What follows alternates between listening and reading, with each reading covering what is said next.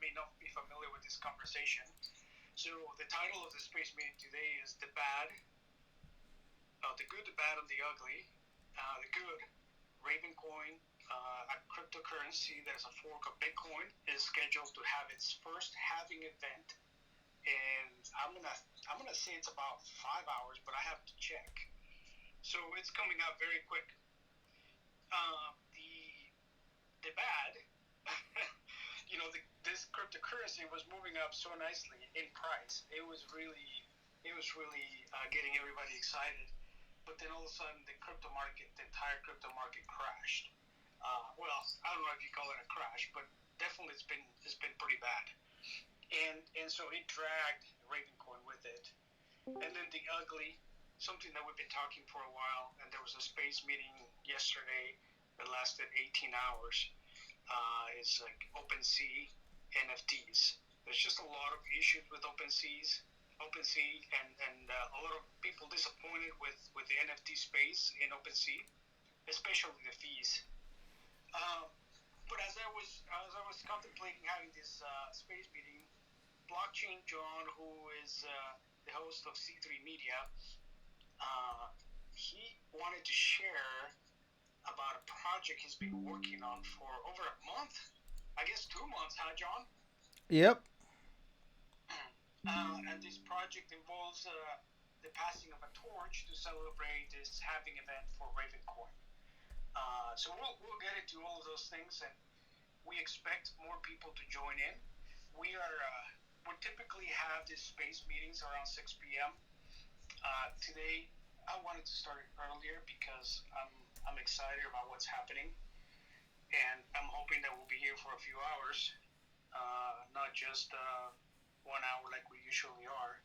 And it's great to see that John has something else to share about. So John, I guess one of the places to go look at the progress of the torch is one of the Explorer websites. Which one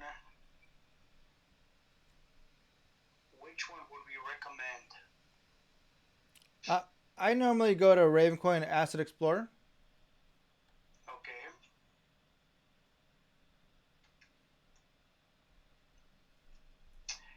Sonny, which one do you use? There's another one out there that I kind of like, but I forget its name right now. There's Solas, if you want to try that. Solas, yeah, Solas Explorer. Because what happens with Solas is you can see, you can track the asset, right? It changes in the asset. So if I go we just use the Ravencore wallet. So I'm gonna type. Mango Farm's pretty easy though, right? Just type in an asset name and Mango Farm wallet. That's the easiest way.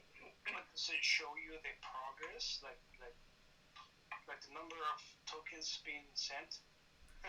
Yeah, I know. That's you can't see that in the Alright, and so I am at basically it's called Solas Ravencoin Explorer, and the address is also rbn.cryptoscope.io, and then you can type the name of the asset there. Do you guys hear some echo?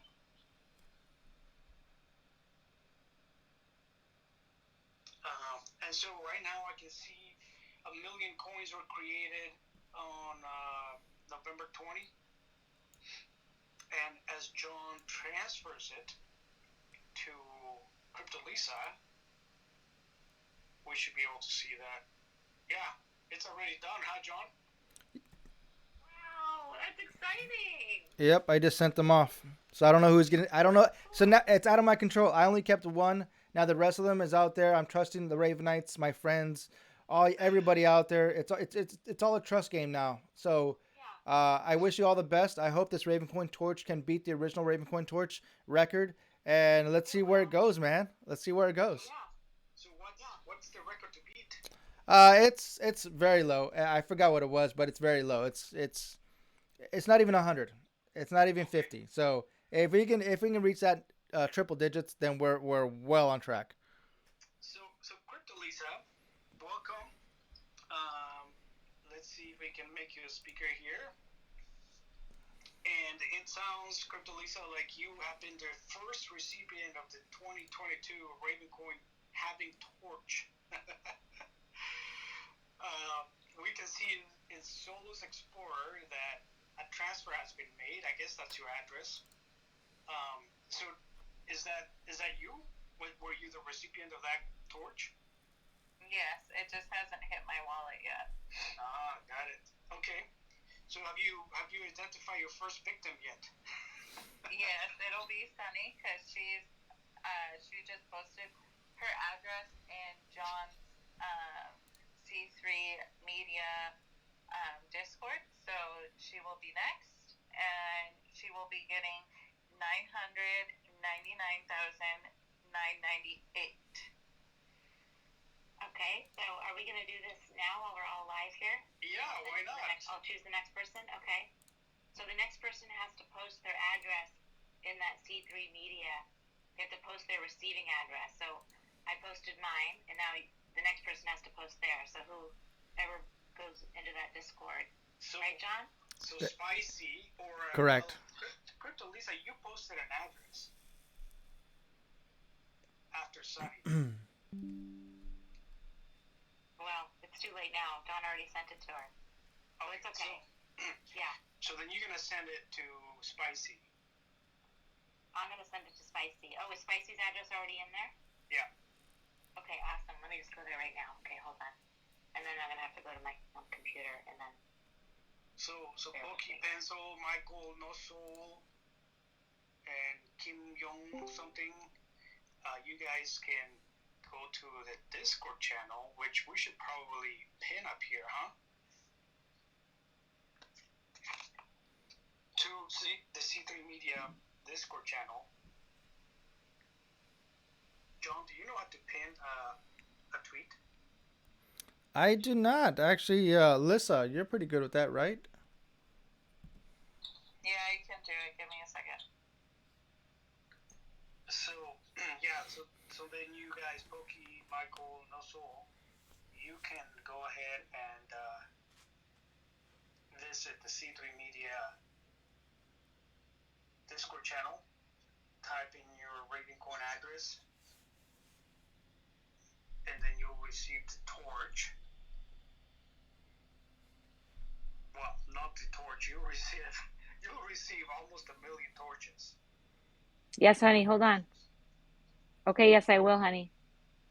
Okay, I have to tell Dad now to do this. Michael? But this is a historic thing you're going to do right now. But this is like a time sensitive thing that we're after the Ravencoin Torch. There it is. So, Pokey, are you able to speak? We haven't heard you in a while.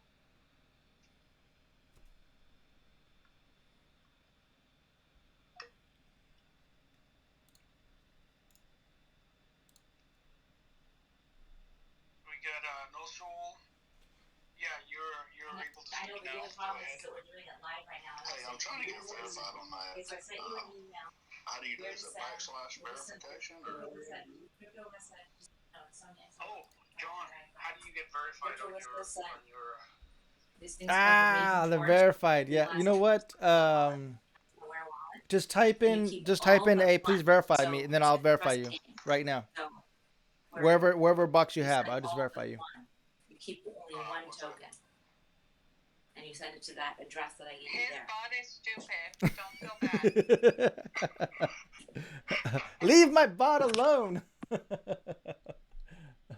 Damn bot. Did we lose Sunny? No, I'm sure Sunny's busy. She's trying to send that torch off to Spicy. Oh, she said she hasn't gotten hers yet, though. I haven't got mine yet. Oh, okay. So she hasn't gotten hers. Yeah, let me check here. Let's see where we at. XOXO. It is. Okay, now it should have received. You should have received it now. Really? Alyssa? Weird. Okay, let me check. It says 509 cent.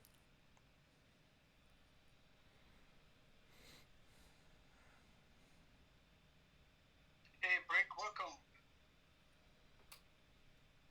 Glad you can join us. I'm going to invite you to speak if you want to speak.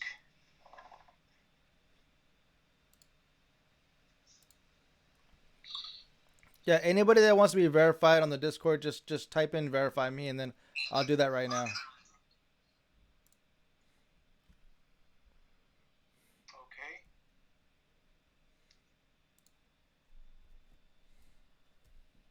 All right. No, so I guess you disappeared as a speaker. Now we're adding you again, but it's not working. So you may need to log out and come back into the space and then request to speak again. And Sonny, I guess you left. Then came back. They're both in the Discord. All right. I know. So I am going to go over What's up, what Spicy? the year was for today, and then I'll let John share again about what's going on with this project. So yeah, an interesting time now for crypto, and especially for Ravencoin. So the title of this space meeting is the good, the bad, and the ugly.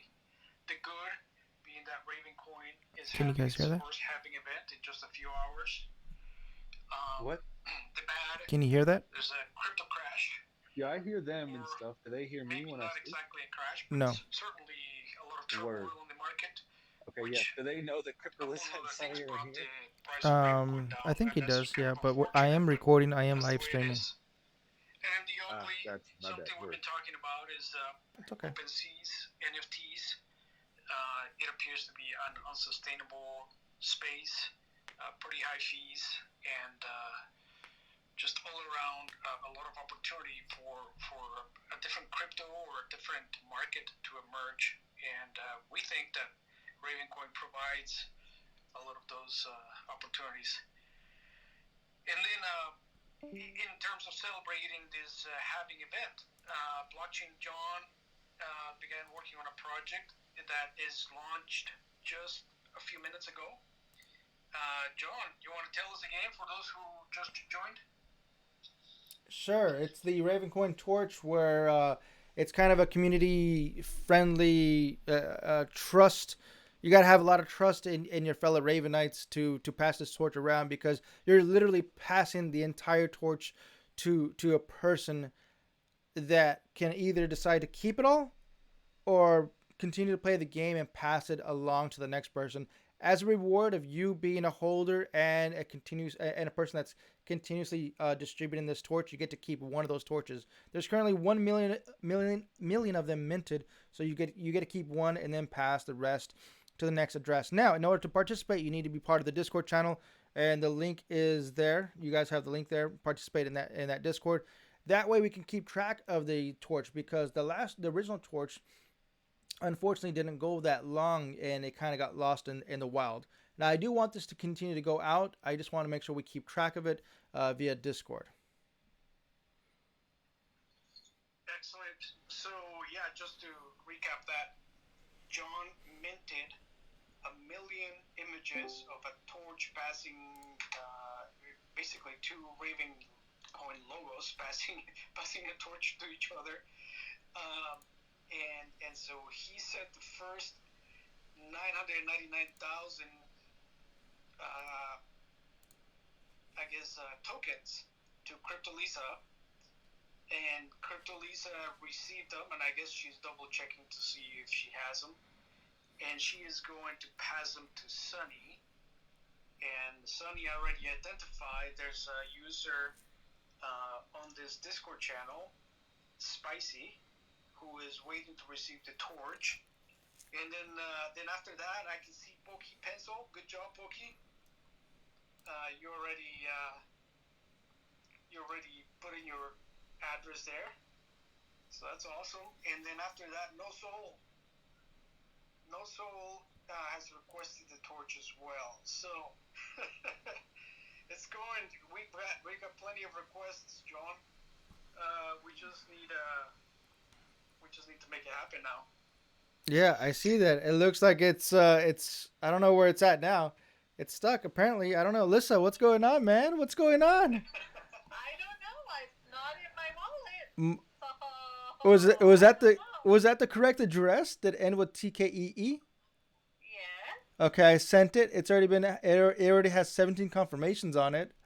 You're making me nervous, Lisa. You're making me nervous. It's going to Mango Farm, so maybe it has to go through 30 confirmations. Oh, yeah. Yeah, my wallet's good. Mango Farms has the bar raised a little bit high, I think, in terms of the number of confirmations. It takes a while. And it's going to take a while for you to send it, too. But, hey, that's what I missed the. Oh, sorry. Go ahead. What is the exact name of the asset again?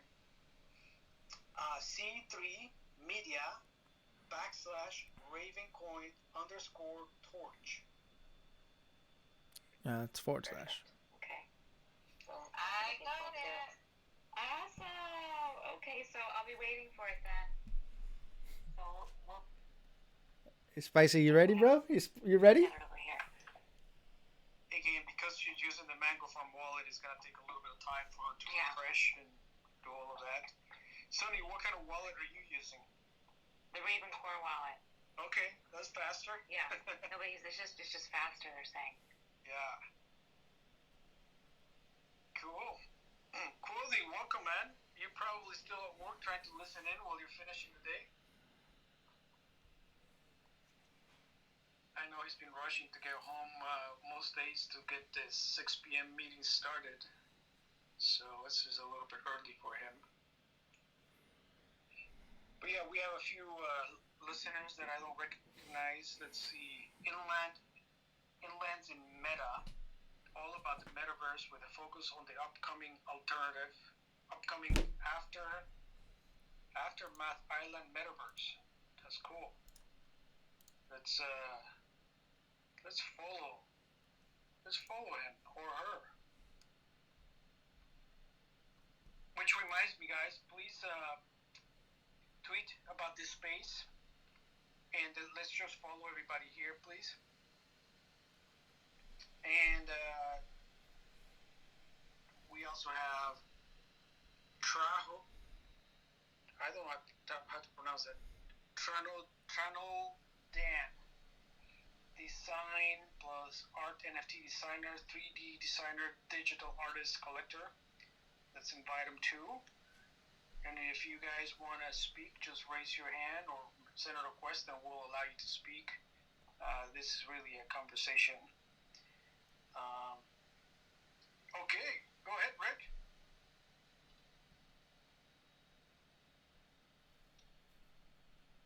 Hello, JC. How are you? I'm doing great. And yourself? Good. Just putting a few things up, and actually going out for a walk at the moment. I know it's your space, so I thought I'd just quickly say hi, but I'll keep listening. You'll probably get a bit of wind interruption as I'm walking, so I do apologise for that. But yeah, great for listening, guys. And I just put up at 1 o'clock our time. Just put up. We've got a space coming up, so some announcements being made. So please join us later on. Okay. I'll let you continue. I don't want to take over. Let you guys continue. What time is your and space? Keep listening. So what's the time now? So it's so it will be in just under 2 hours. Okay. Yeah, I'll put it up on Twitter. I'll post it up. Okay. So it'll be fantastic. Please can join, but I don't want to take over. Just I'll keep listening, and so you don't get any noise interruptions from this wind. Sounds good. Well, thanks, JC. Thank you, Brick, for saying hello. And yes, definitely, when we're done here, maybe we can join your space meeting. I'm hoping we can be here for a couple of hours as more people join in. So Caleb, entrepreneur, Metabilix artist, and thought leader, indigenous, diverse mindset. Let's follow Caleb. Caleb, you're welcome to request the mic there if you want to speak and share about your project. And then Laura, a graphic designer, illustrator, and NFT artist, just an iced coffee lover with a creative mind. Also, let's follow you too, Laura Santiago. Okay, so yeah, just to recap, everybody, Humble Miner, thank you for joining us. Let's see, Caleb, he's gonna share. Let's Oh, listen from you, spicy. Caleb. How you doing, man? I'm doing well. Yeah, thanks for having me out here. Yeah, so I guess if you said maybe I should speak on the project I'm working on. So yeah, I'm working on a solar-backed NFT right now. Is my main focus. So yeah, it's basically just a solar NFT that's backed by a real solar community solar farm. And then part of the funds from the project will also go to a marketplace that is a social equity and sustainability focused NFT marketplace. Well, it sounds like you put a lot of thought into this. How long have you been working on this project? I've been working on it for about 5 months now. So it started, with a lot of grand ideas, and it's boiled down to the marketplace being in the shape of an MVP with a design document, and then the solar initiative being our first plan for raising funds for the whole project. So excellent. So you're talking about tokenizing in your business then, huh? Yeah. So we're potentially going to create this social app that is, the idea of our social platform is to get away from the Facebook and Instagram type of ad model, where they're essentially collecting user data and then selling it to companies behind the scenes. We're trying to use the technology that's inherent in smart contracts to give users on our platform the keys to their data and be able to post their own NFTs as well. So that's kind of the direction we're going. It's a big project. There's a lot going on, but we're starting small with this solar NFT as a form of raising funds and getting our team around us to be diligent on the project, right? That's great. I'm guessing you're in the U.S. and that you're doing this under the securities law. Yeah. So we're working really, really hard to be careful about the legality of this. One of my team members is essentially, he's one of the biggest. I would say he's one of the first crypto law experts in the country. He also helped actually pass the recreational marijuana bill in Colorado. And then he's working on the same type of bill in Minnesota here where I'm located. I'm in Minneapolis. So yeah, he's got the compliance and the regulatory side of it, and I'm running with the basically like the vision and the product and the framework for developers to live within. So I'm creating the business structure, and just trying to focus it all on the ethics and sustainability aspects. That's the whole goal of the app. So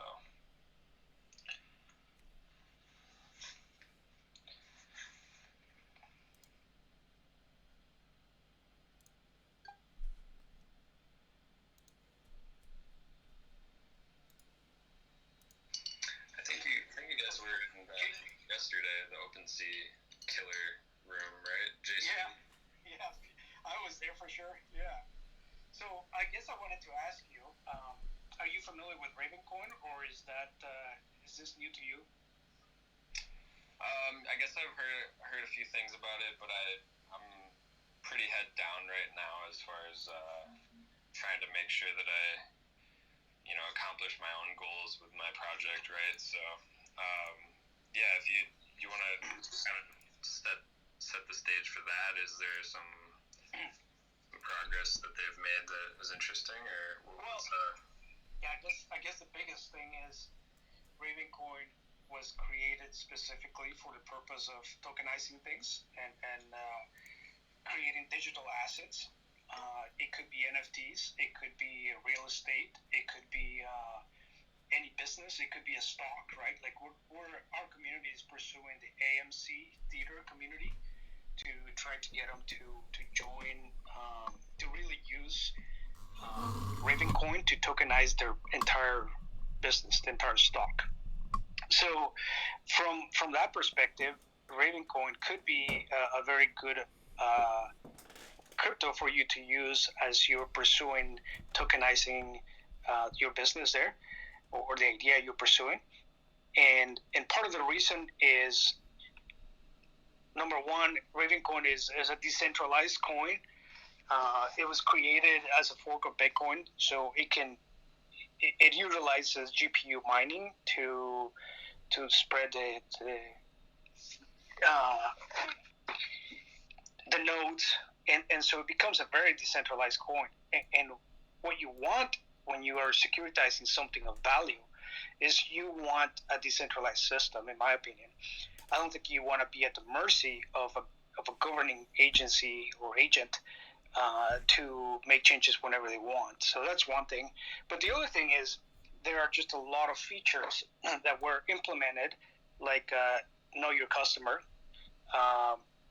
KYC essentially, that are integrated into the platform already. So like we have a few people in the community that are using Ravencoin to tokenize real estate, and they are going through the securities process to make sure that they can raise funds as they need to, and the system is already in there. It is within the platform of Ravencoin. Yeah, that's awesome. Yeah. So, but I guess the cool thing too is that you don't rely on smart contracts, whereas most of the cryptos require smart contracts. And we keep on saying this, and I sound like a broken record, but when it comes to smart contracts, there are a lot of vulnerabilities. First of all, people are not reading the smart contracts to know what's in there. So you could be signing in for something that you didn't mean to, or your clients could be signing on for something they didn't intend to. It was just not clear because no one really understood what the smart contract said. Then there's also a lot of hacking issues. I mean, just do a Google search for hacking smart contracts, and you'll find out there's a lot of problems. And then something else that I've read about that people don't talk about is smart contracts often require maintenance.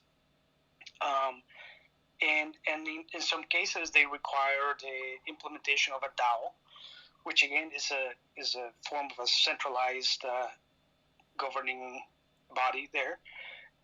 So there's just a lot of things that come with smart contracts that could create headaches.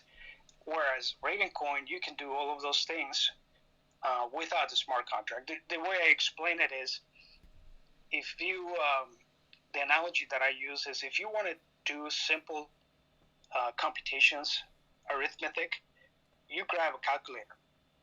You don't write or a program, right? You don't go in C++ and write a program in a computer to figure out simple arithmetic. So somebody already did the work with the calculator. And likewise, with Ravencoin, somebody already did the work specifically for the creation and transfer of digital assets. So I would encourage you, to look into it, and then chat with any of us here on the top group there, Crypto Lisa, Blockchain John, Sunny. Any of us can direct you in the right direction. Yeah, go ahead. Yeah, and I just wanted to be, since this is a room where I think I have a lot of crossover with my project, and then also just the resources that I have at my disposal are of value to anyone that's trying to tokenize tokenize real estate in the digital sphere. So just to give kind of a high level overview of it, it's I have a connection to a commercial construction company, and where my my personal purpose and goal is the sustainability side of things, just producing clean energy, and so that's why we're focused on this solar, project first. And if anyone else has similar interests, follow me. Let's connect. And I'm trying to produce as much renewable energy as possible with the resources I have. We have lots of labor for solar energy, and we can make a lot of good change. So just want to put that out there for everyone. Awesome. And then are your facilities located in the Minnesota area or somewhere south? So the commercial construction company I'm part of is, it's I act as like more of a strategic, partnerships role on the company, and it's because they share the same mission of sustainable construction and sustainable future. So we serve a majority of the country with our commercial construction services. So we right now we mainly focus on roofing, but that's why our engineers internally are capable of doing solar installs, and we have a lot of labor to do that. So we're located out of Minnesota and Colorado. So those are our two locations. So I guess I'm a bit surprised to hear that there's a reasonable market for solar in Minnesota. Yeah. I guess there is, right?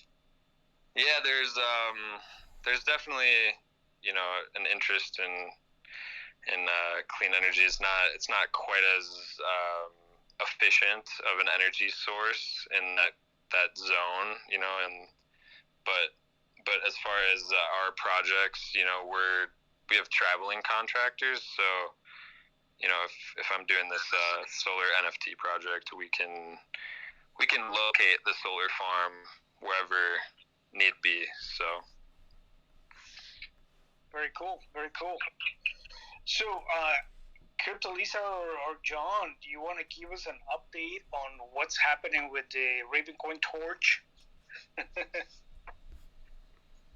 Yeah, well, as of right now, it looks like it's a slow process moving along, but it's getting there. It's getting there little by little.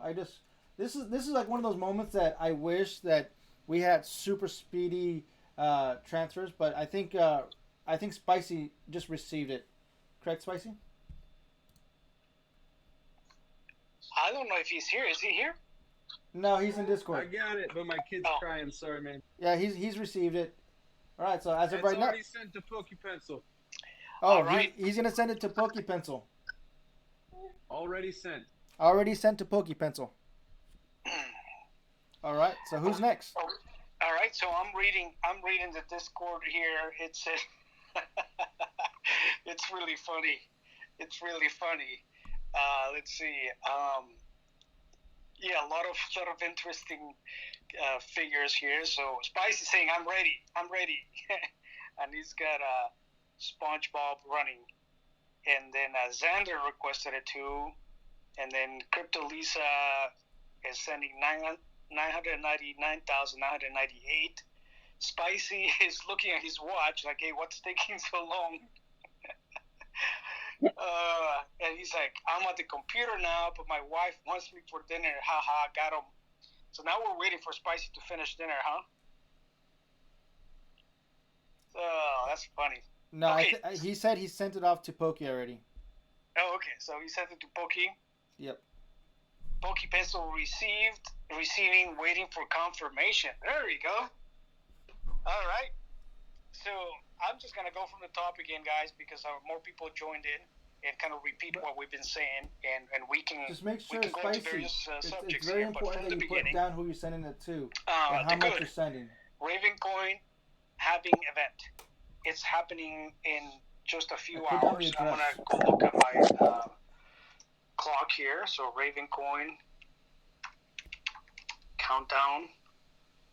Halving countdown. Nice hash. It wasn't working for me earlier, but I think it's working now. Let's see. It's going slow. It may not work. I'm thinking it's going to be about 5 hours from now when the first block from the halving event will take place, and that means that the block reward is going to change from 5,000 to 2,500. Then we're going to talk about the bad. The crypto market has gone down significantly. It brought down Ravencoin with it, which is too bad because we were all poised for a nice move upward. And then the ugly, something we've been talking about, OpenSea and NFTs, continues to bring a lot of frustration, high fees, and a lot of bad projects, leaving people desiring or wishing that there was a better space for this. And then Blockchain John releasing what he calls the blockchain halving, or the Ravencoin halving torch, an event where he minted 1 million NFTs or tokens, and he's sending them to people in the Discord channel where they keep one torch and they pass the rest. So it has gone through 3 or 4 people already. And let's see, Quothing is here. Quothing, are you done with work, man? I made it. I made it home. Dude, I didn't get my address in there for this torch. That's in Blockchain John's Discord. Exactly. The C3 Media. Okay, cool. I'll go drop my address there right now. That's not how it works. I'll explain it right now. Give me a moment. I'll explain it right now. Hold on. I'll be right back. Okay. That was a great space earlier, Cryptolist. So thank you for hosting that again. That was a good space. Oh, you're getting more and more comfortable with it, I can tell, which is fantastic. She left. So am I not supposed to drop my address in Blockchain John's Discord? Or? Yeah, well, that's what everybody's been doing, so I'm not sure why he said no. But okay, yeah, I'll explain. Okay, here we go. Ready? To be like jumped. All right. Here, so this is how it works. So it sounds like you're expecting just to receive a Ravencoin Torch to your address. That's not how it works. So I minted 1 million of these Ravencoin Torch. I'm only keeping one, and I sent off 999,999 to Lissa, and then in turn she only kept one and sent the remaining to Sunny, which was 999,998, and then Sunny sent it to Spicy. She only kept one and sent 999,997 to Spicy, and this is an entire trust game with the Ravenite community to see if we're gonna be able to play the game and keep one and pass the remaining torch to the rest of the community. Unlike, it's the game of trust.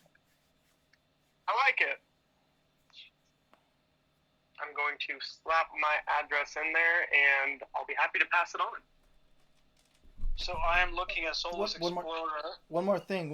I want to make sure that you guys, Spicy and Pokey Pencil, please put down who you're sending it to. It's very important. That's why I created this channel, the Ravencoin Torch channel.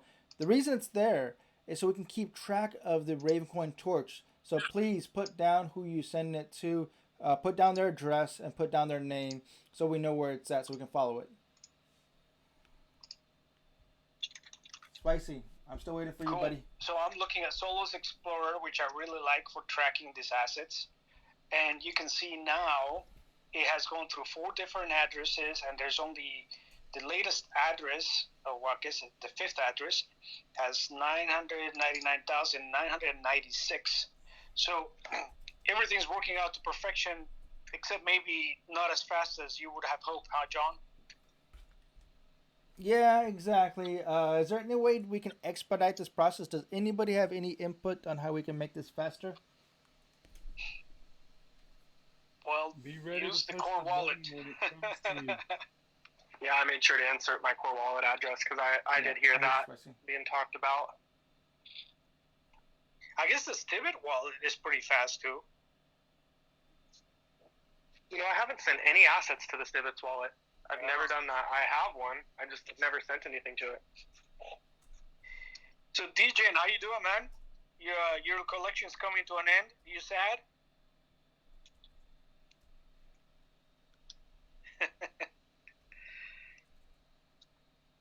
I'm sad it's coming to an end. It's been really fun to see that whole project really grow. Yeah. Yeah, he's gonna take it to the next level, right? He's gonna make a utility and do all the things with it, so it's gonna be cool. Humble, how you doing, Humble? You care to share what's exciting in your world today? What's going on? Good evening. Actually stayed home from work today. The wife and one of the kids has COVID, so that's what's going on in my world. Oh boy. Yeah. I was just corresponding with Leon, Texas, and he was telling me about his COVID adventures too. Yeah, it's everywhere. At least in the United States. I don't know how everybody else is, but it's everywhere. That's what he said. He's in Texas, and I guess this is at least the second time he's gotten it. Oh, that's terrible. Yeah, we've stayed clear up until now. So. Yeah. Yeah, here we are. Yeah. So, Humble, how do you feel about this the event, Braveland, that you guys organized? I know there was some conversation about all of that already, but for this group that may not have heard, how do you feel, and what's new?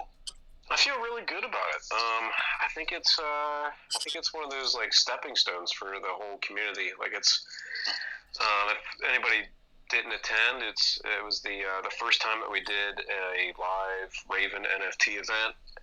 Also the first time for a live music event at the end of the show. And what it was is we did it in it's called Braveland. It's a metaverse. Basically, you build an avatar. You go into this world. Specifically, like it's made by a company called Verbella. They basically made this metaverse. You build an avatar. There's there's concert stadiums. There's an expo hall. There's all kinds of tools you can use. Like you can do like there's presentation rooms where you can do like live feeds of people talking. So it's a really cool space, and it's I think it was donated to the Ravencoin community. I don't know if there's like an end date to it, but what we did is we did a 24-hour event for any artist in the NFT community that's specifically building on Raven. Basically to come out and see what's going on in the NFT space for Ravencoin, and then every booth was set up with each artist's work that you could click on their stuff and actually go and purchase it, and then also everybody was kind of like in the booths actually able to talk about it. And then at the end of the day we did a live auction, and then we did a concert event at the end. So yeah, we got really really good feedback overall, and it seems like some other people are thinking about doing auction events in the future too. I mean, in the past, like we've done a lot of, I think it was it Just NFTs has done a lot of I think they hosted most of the auctions in the past, but it seems like there's some other people that are interested in hosting the auctions. But it's a free space to use. Anybody can use it. So it's really cool to see. Yeah, it's awesome. I really enjoyed it, but I didn't have the opportunity to be there throughout some of the major events. Like I missed the entire musical part, the music, and I missed the auction. You really missed out on that. It was really cool. It was really good. So tell me about the auction. I don't know what item was auctioned or who bought it or how much it sold for.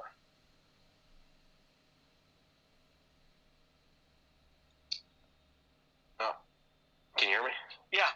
Sorry, I dropped off the Wi-Fi. Oh my gosh.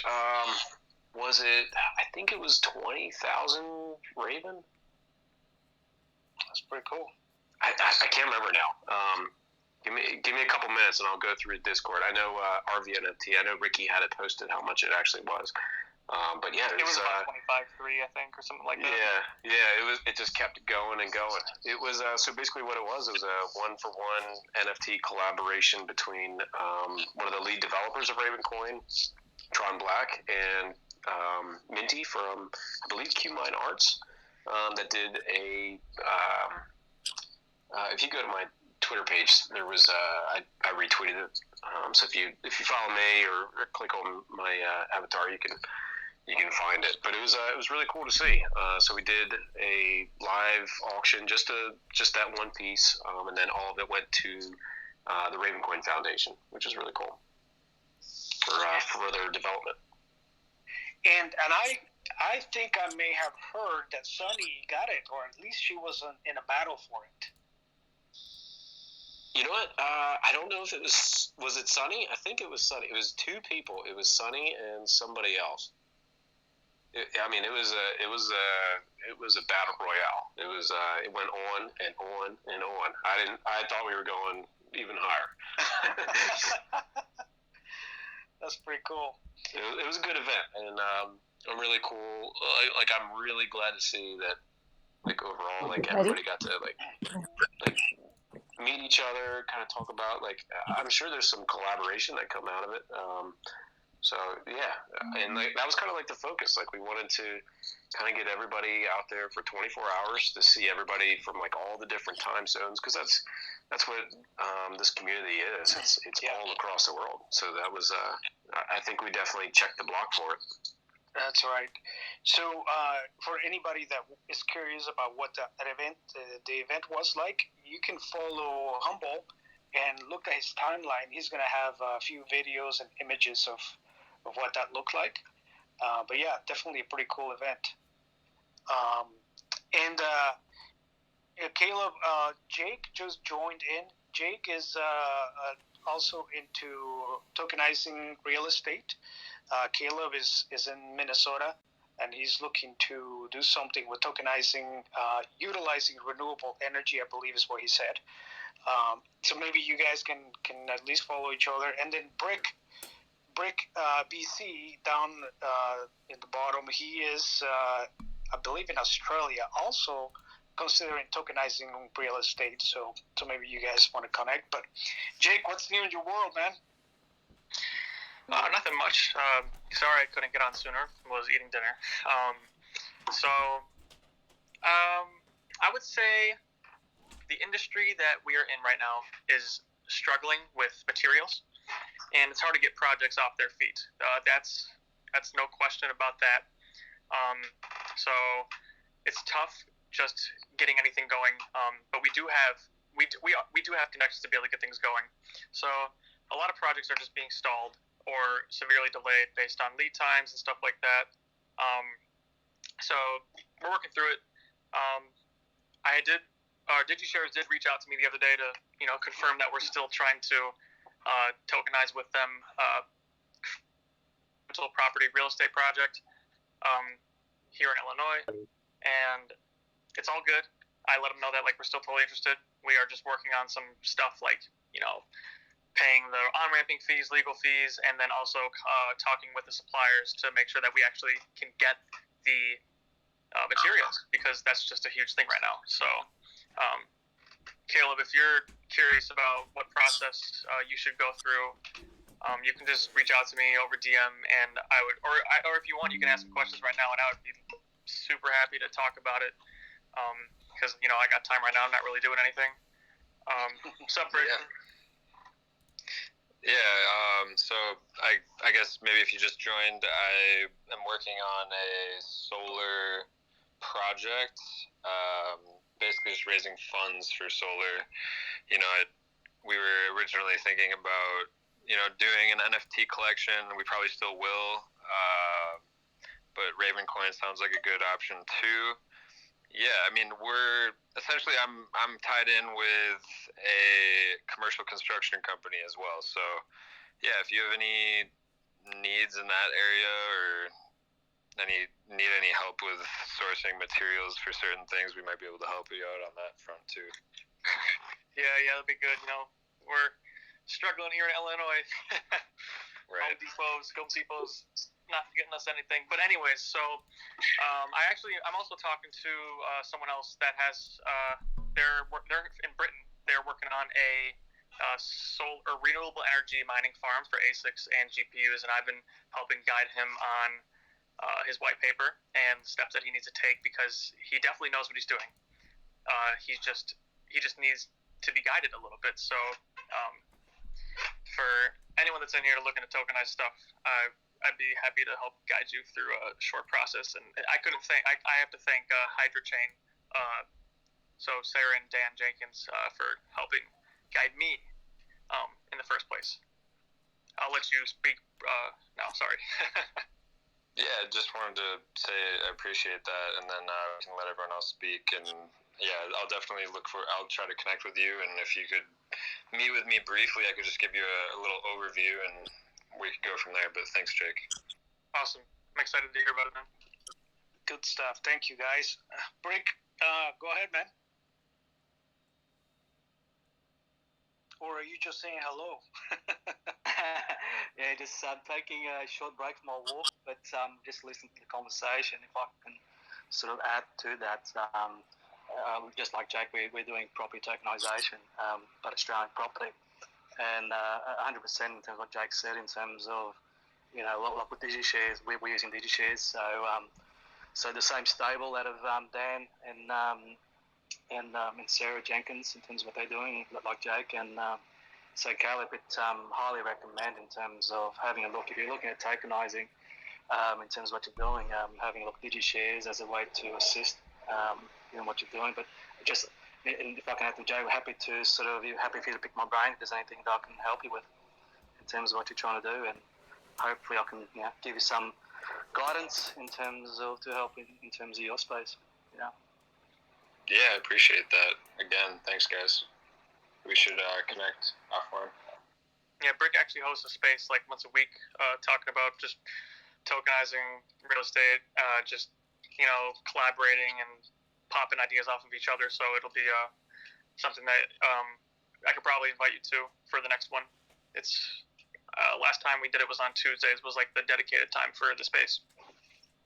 Yeah, it's awesome. Is it on Twitter or Clubhouse? It's Twitter. Yeah, it's so actually with that one day, it's so we're doing that every Thursday. Well, Thursday my time, Wednesday your time in the US. So I can send you the link to it. I did actually post it up.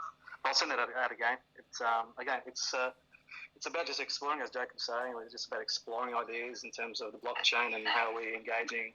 Everybody's engaging with NFT, the metaverse, and again, if there's some great ideas that sometimes only takes one idea that sort of elaborates into other sub ideas that branches off from that. So again, if we can all sort of bounce around, this is how things happen, right?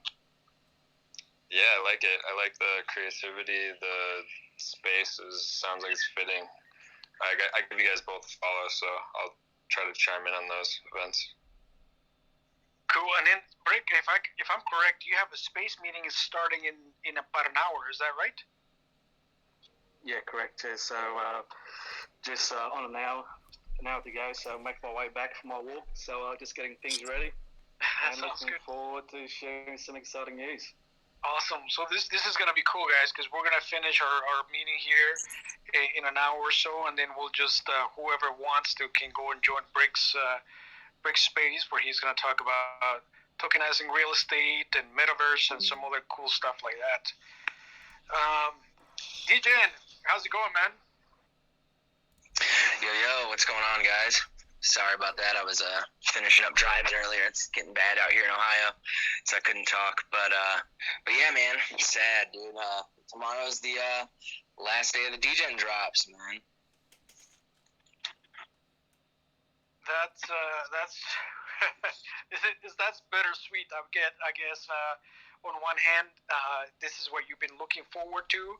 On the other hand, it's been such an experience, an adventure. Creating relationships and continuing to build those relationships and grow in the community. So what are your how do you feel about all of that? Yeah, man, it's definitely bittersweet's definitely the right word, man. I'm happy. I'm excited that it's finally they're all going to be out there and available for everybody. I'm excited though for the future. I'm going to be building on it. We'll have a derivative project coming, like you were saying, with a little more utility. I'm trying to add in some functionality to them and kind of getting some things together. It'll be maybe like a week or so. I'm finishing up my my last week at my office job right now, so getting out the rest of the degens and then dealing with that because they kind of slammed me with a bunch of work before I actually quit, which will be Friday. So I'll be able to focus a little bit more and get it all kind of together. But I got a pretty good game plan coming out. I think people will be fairly excited, hopefully, for the future of the degens and the derivatives.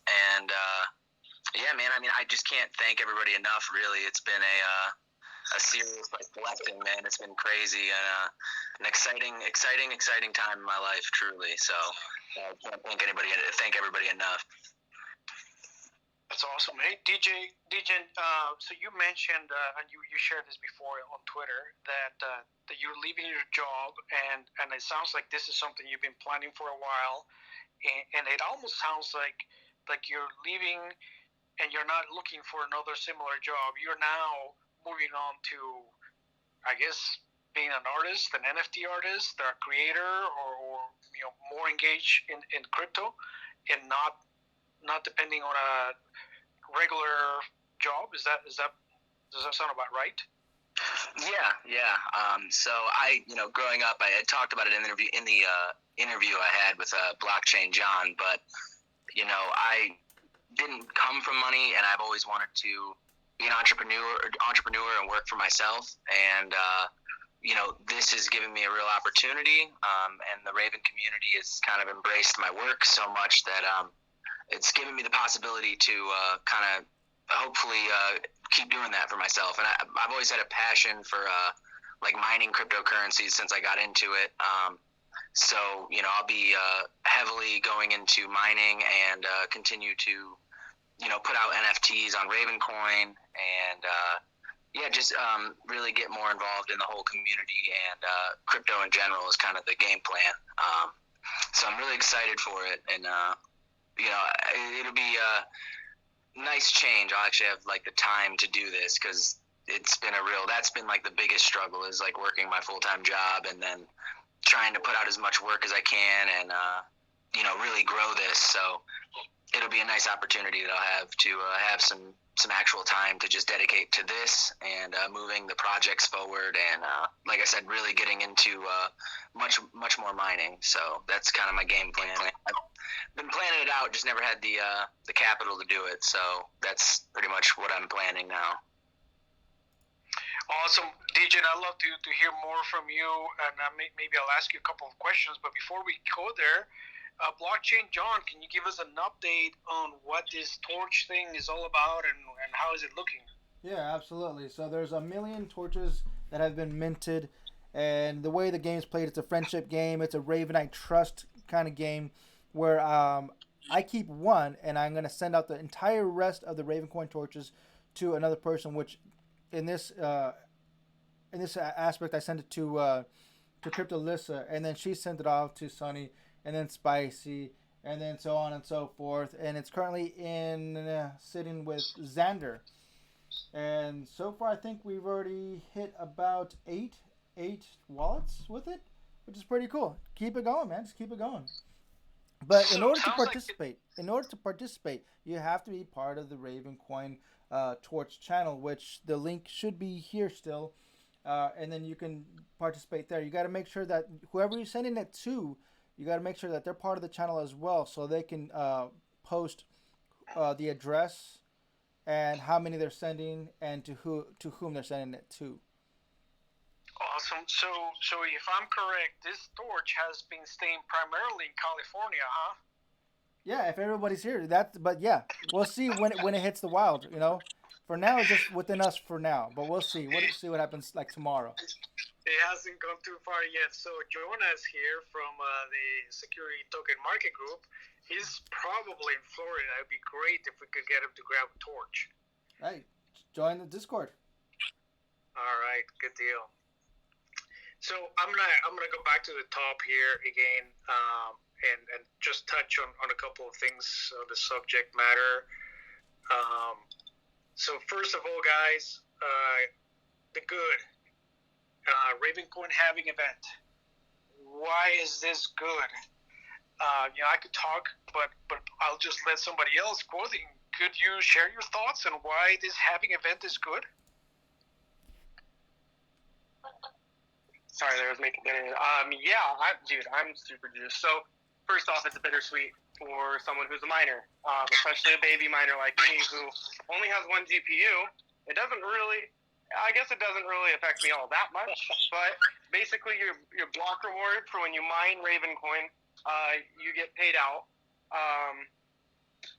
Unfortunately, it's $5,000 per block, so every minute you get paid 5,000 Ravencoin. Well, not you unless you're a solo miner and you can nail it every fucking minute, which congrats if you could. But inside of a pool, you're paid out 5,000 Ravencoin per block. That's cut in half tomorrow. 5 hours. So I guess a little bit bittersweet, but that drives a heavy supplier demand. My wife just shot my son with a Nerf gun, so now he's crying. But so realistically, we're going to be in a situation where as long as supply is going to be cut in half. As long as demand keeps up or increases, price will ensue. Now, that's not necessarily an immediate factor. In spite of what a lot of people want it to be, it's not some immediate factor. You're not going to see price just ramp up unless it's just a lot of speculation, we could call it. But over time, that actually provides a very a technical analysis kind of level where you can't really factor that in the same way that you would as far as price action recently. That's going to differ pretty heavily. And as somebody who's just, deep into Raven, I'm extremely excited. I think that it really provides a lot of opportunity to get eyes on us. And I do want to add, DJ, I'm so fucking proud of you, bro. Quitting your job, dude. Ooh, so juiced. Definitely. And I think we're all excited about it too. Speaking of DJ's move, because it is like a lot of people talk about leaving their regular job and doing something they love, right? But doing something they love and it being Ravencoin or related to Ravencoin, that's just amazing. It's phenomenal. So wishing you all the best success there. It's the dream, bro. Yeah, totally. That's the dream. And honestly, it's such a big success story for Ravencoin and the NFT community in Ravencoin that someone was able to do that and comfortably make that decision. That really speaks to really the success that can be had, especially when you try so hard in creating a community in the way that he has. It's done a lot of good for everybody in the community, and obviously done pretty damn well for him. That's right. And he's led the way in so many areas, right? He's shown us how to do certain things, and one of the things I looked at that I admire of him is his discipline. He's always very consistent with the drops. Maybe not precise as time, meaning this dropping at the same time every day, but definitely consistent with the vision of having the drops, 2 drops a day essentially. And now you can see that somebody else could have gotten distracted and seen another shiny project and pursued another shiny project, and then kind of let the momentum die off on the DJs, but he didn't. He just stuck with it, and he made it a success. So good stuff. So then the bad guys. The bad is this crypto crash. Let me see. Go into my computer here and look at coin market cap. Bitcoin is trading at 41,763. That's 9.5% down for the week.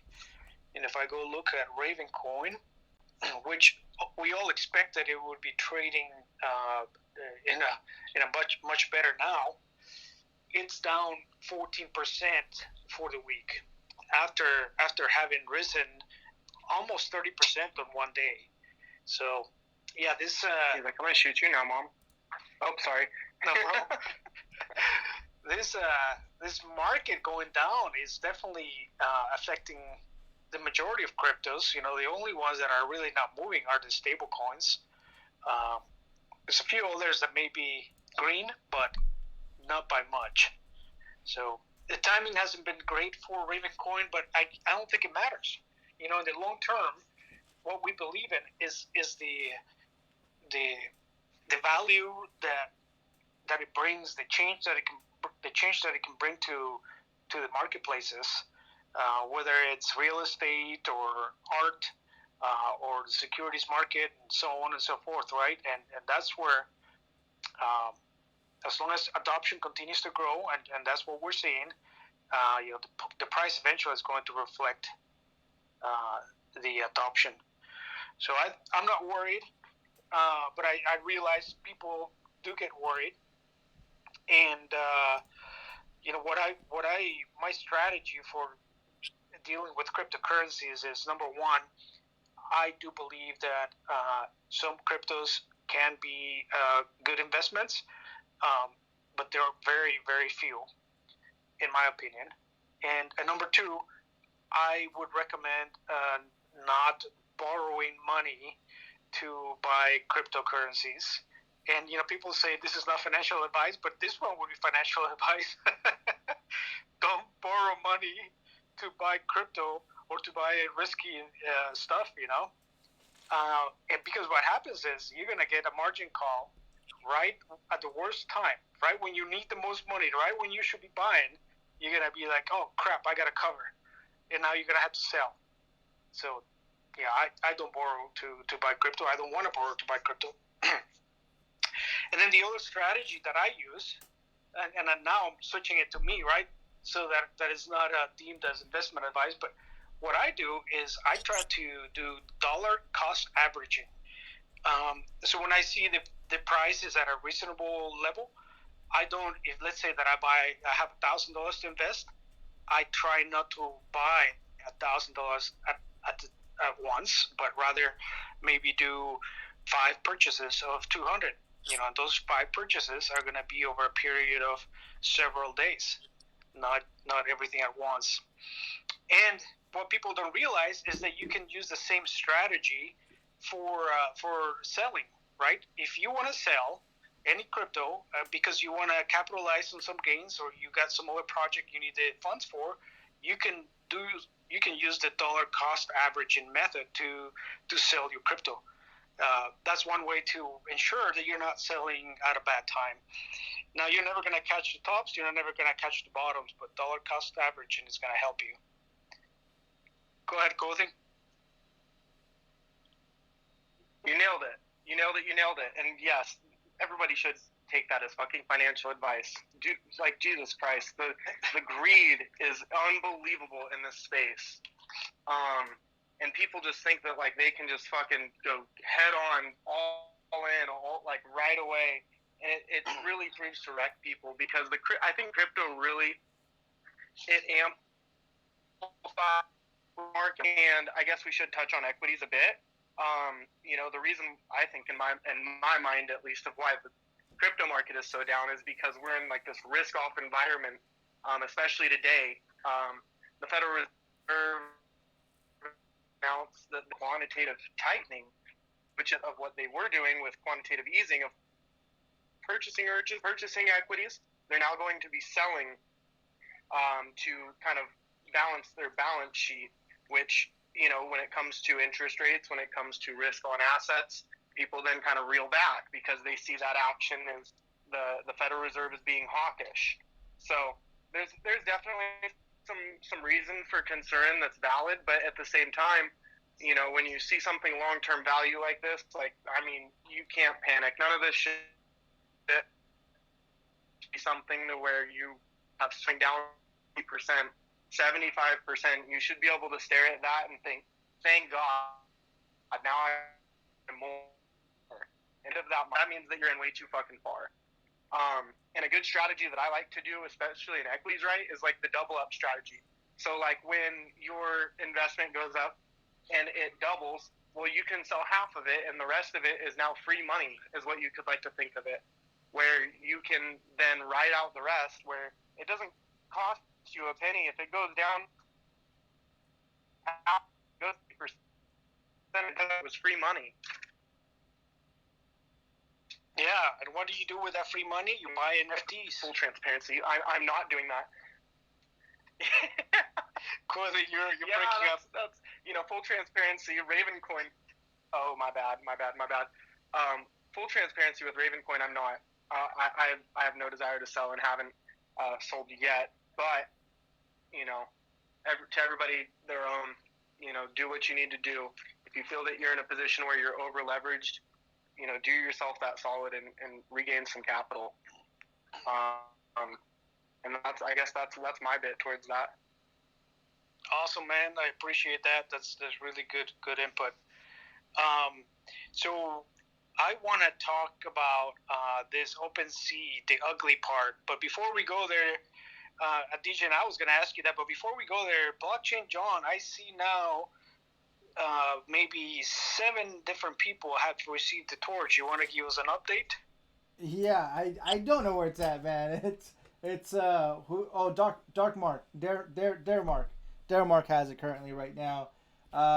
So I guess it looks like Dare Mark is using the Mango Farms wallet, and as we've learned, using the Mango Farms wallet does take an additional verifications to receive that, and also to send it. So it's just gonna take a little bit longer to process those. So if you can use your QT wallet, it's a lot faster than using the Mango wallet. But if you don't have it, that's fine, no worries. But yeah, currently Dare Mark has it, and that's where we're at. Everybody is playing fair. Everyone is only keeping one. They are sending the rest to another person that they trust, and they are publishing here in the Ravencoin Torch channel who they're sending it to, what their address is, and how much they're sending. Yeah. Awesome. I see No Soul, you got it, and you sent it. Good job. And I see Humble, you got your hand up. Go ahead. Just on the previous topic, the only thing I wanted to say is a word of advice is if you're ever questioning your position in the crypto market, just turn off Twitter. That's my 2 cents. That's it. Yeah, good advice, right? Yeah. So one of the best things I did was forget about my initial investment, but I tell you why that happened is I bought $500 worth of Ethereum when it was at $300, and then I watched it go down to $80, and I was so disappointed that I forgot about it, and I decided that it was gonna be a loss. But then a year or so later, it was trading at 800, and that's when I started paying more attention again. But yeah. I mean, if I had just been focused on the day-to-day pricing, I would have driven myself nuts. Okay, so, the ugly DJ. So yesterday, I participated in a space call that I now learned it lasted 18 hours. And it was basically about, all the problems people are having with OpenSea and basically trying to find different solutions, different marketplaces. And, I popped in and I was able to share a little bit, share that, part of the problem here is people using those marketplaces to mint NFTs where they could just really mint them on their own if they were using a coin like Ravencoin. And I also expanded as to how Ravencoin can help show proof of ownership and proof of authorship. Like we can all buy a DGen Smoker NFT and we can see if it was really one of the originals because we can track it down on Ravencoin Explorer to see that it was minted underneath your main asset. But DGen, could you share more about that and maybe your thoughts on OpenSea and NFTs and all that kind of stuff? Yeah, I mean, we say it all the time. JC, you're famous for saying it, but same thing with not your keys, not your crypto. It's people buy these NFTs on these smart contracts, and then it's really just a virtual receipt, right? Like they don't really have the NFT in a wallet that they control or can put in like cold storage or anything like that. And like you said with Ravencoin especially. The main assets all one of one, right? So it's really easy. You don't have to know any kind of coding or anything like that to verify that you actually own, for in this case, an example of like a degen smoker, right? Because they all come from the same main asset. Nobody else can create a main asset that's the same as the degen smokers club.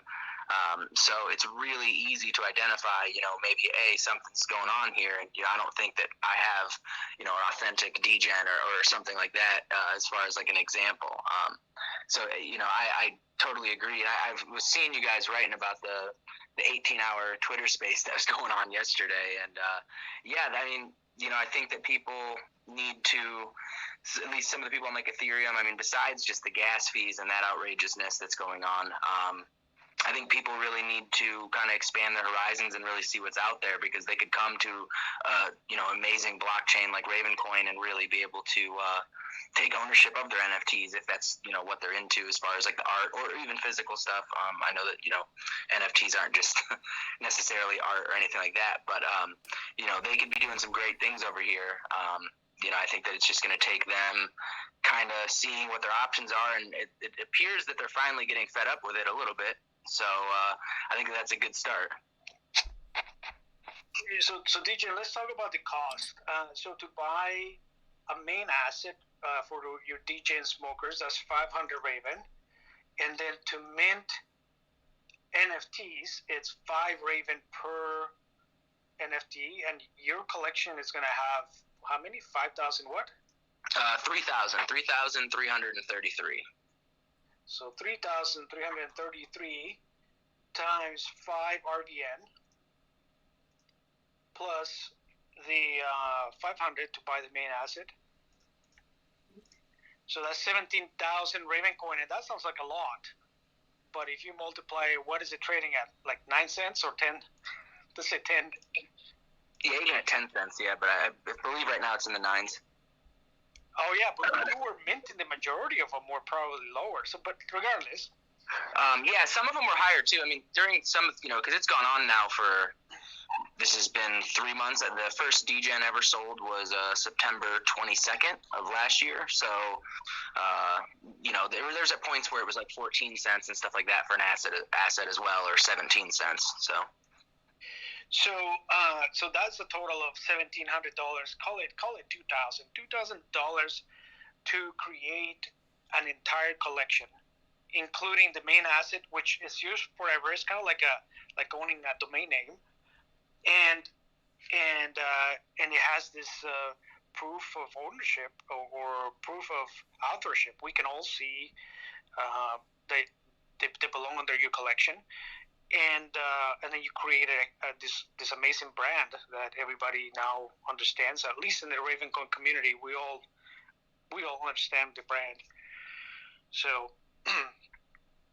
now let's look at, if we said times 10 back again to the number of Ravencoin. So that's 17,000 Ravencoin, and you're selling them for 500, right? So after selling 35 degens, you would have recovered your investment. Well, that doesn't account the time.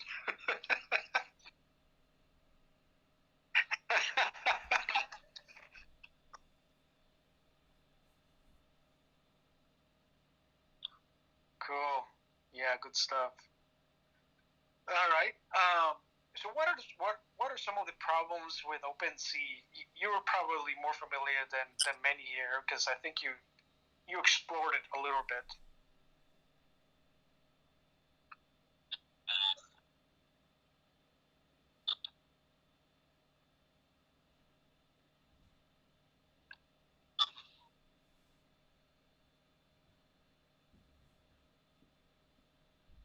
Oh, Twitter just closed. Of course, I didn't do anything. Twitter just decided to close down. Of course, after about an hour. Okay, let's jump back in there then, I guess. See what happens.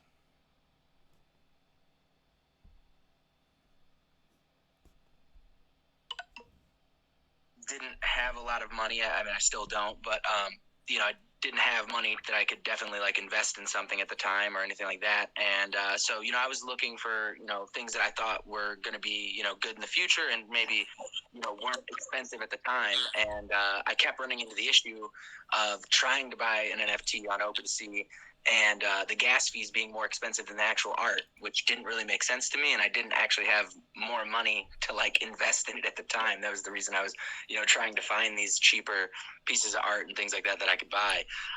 So, you know, I never really got into it because it was a big deterrent as far as gas fees. I personally couldn't do it. I didn't have the money to invest. So that's a big issue to me.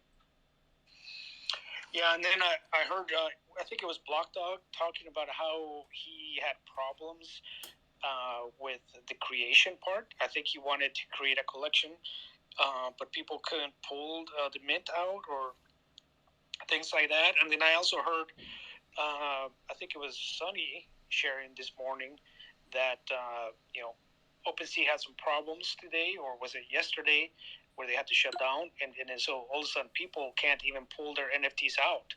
You know, they're trapped in OpenSea because they're not in your wallet. Yep. Yeah. Just like I was stating prior, you know, you're really just getting a receipt. You're not actually getting, you know, an NFT. I mean, you're getting your NFT to some degree, but I mean, it's really just a receipt. I mean, you can't pull it out of there. So, I mean, you know, it's just it's the great expression, like you always say, you know, but I mean, it's not your keys, not your crypto. So it's very hard to say that it's really your NFT. Yeah. Awesome. Cool. You know, something else that I caught from that space yesterday that was really kind of disturbing to me was that OpenSea is now gatekeeping people from certain countries from not even being able to sell collections. Even so, people who have sold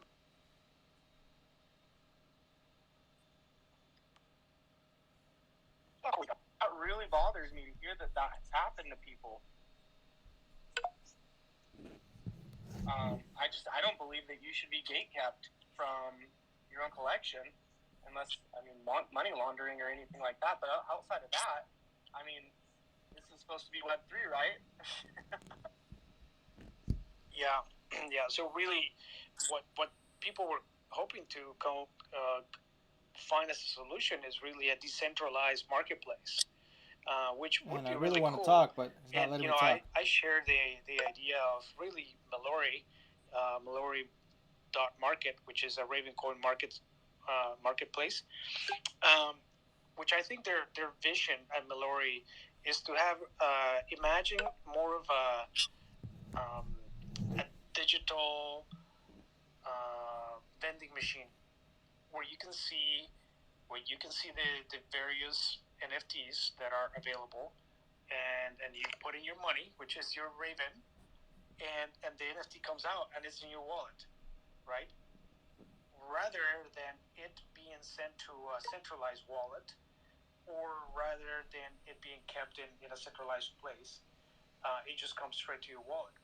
And you don't even have to register. You don't even have to say who you are. You say, I want to buy the NFT, just like you go to a vending machine, right? You don't tell anybody who you are. You just put your money in and you get your product. So Mallory is not a decentralized marketplace, but it's a huge step in that direction. And I don't think there's anything out there like it in the OpenSea space. Because like you were saying, that's hugely centralized, and now they're becoming gatekeepers, right? And then we've heard before about the issues with people in places of where they had certain information, went ahead and bought NFTs or invested in certain projects before they were launched or before they were marketed, and so these insiders benefited from that insider information, right? So all of those things that you can avoid with a decentralized marketplace, they're issues that are becoming big issues at places like OpenSea. Okay, John, let's get an update on the torch. How are we doing? I can't even speak. Yeah, I can't John, are speak. you there? Oh, he fell asleep. All right, I'm here at Solas Explorer, Yeah, I can't and I speak. can see that we're still Let's see, at quoting. 999,993. So whoever got the torch last took a little bit longer than needed. Let's see, who was that? Xander. Xander, are you here? I think I saw Xander.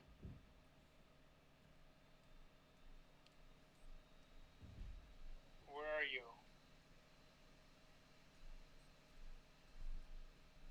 No, Xander's not here. All right, so let's see what the dialogue is in Discord. Oh no, my bad. I sent it to Derek Mark, which is what John told us. Okay, so Derek Mark, where are you? Cool, waiting for it to hit my wallet. Thanks. Derek Mark, using the Mango Farm wallet, guessing it will show in the asset tab, right? So maybe he's not very experienced with the wallet.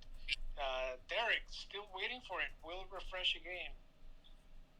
Xander, you guys should look at this feed here in the Discord channel. So Xander, really upset, kicks a table with a bunch of monitors on it, crashes everything down. Yep, sorry. Thought the Mango wallet was the tool. Oh, now he's upset. He's sad. Did it get there? Received. Okay, so Derek has it. Oh, crap. Checking now. No way. You picked me?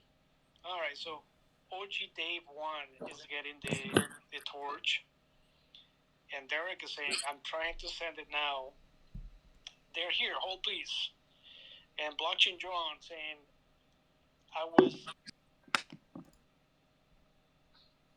Blockchain John, can you hear us?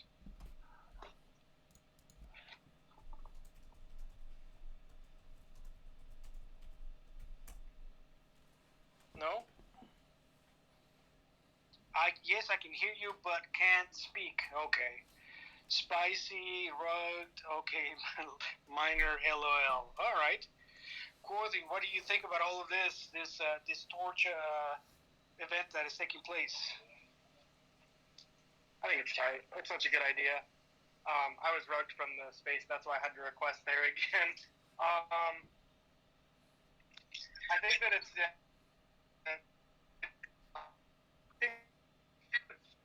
some time ago, and I mean, we do a bunch all the time, but it's get everybody involved that we can attempt, and I really like that for the community. Yeah, it's a good idea. It's kind of fun. Xander, how's it going, man? Looks like you're connecting here. Your speaker is connecting anyhow. All right, I got it. I think I'm in. Can you hear me now? Yes, we can hear you. All right. So it looks like, let's see, OG Dave is going to be the next one to get it. He says at Daremark, hey, man, the torch better be lit when I get it.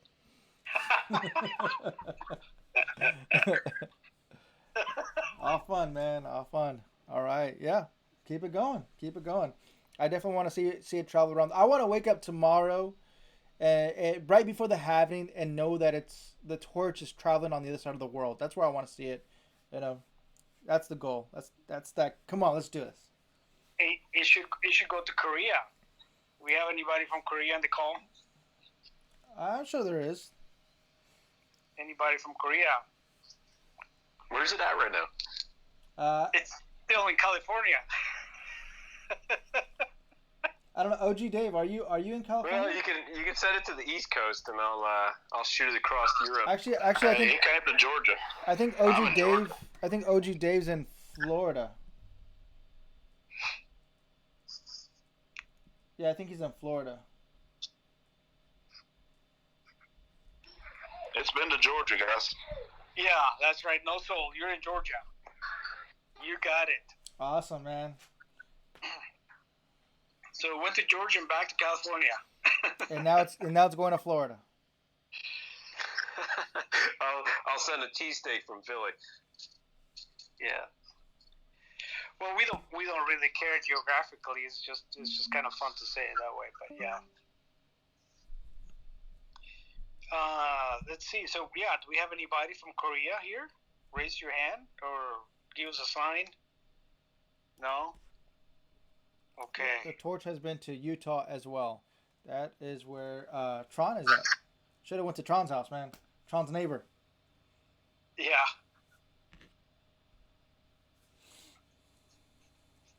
Yeah.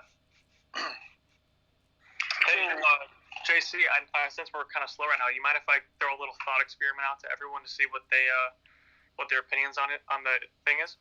Yeah, go ahead, man. Cool. So I kind of brought this up earlier. Oh, DJ, what's up? You can speak real quick. No. Please go.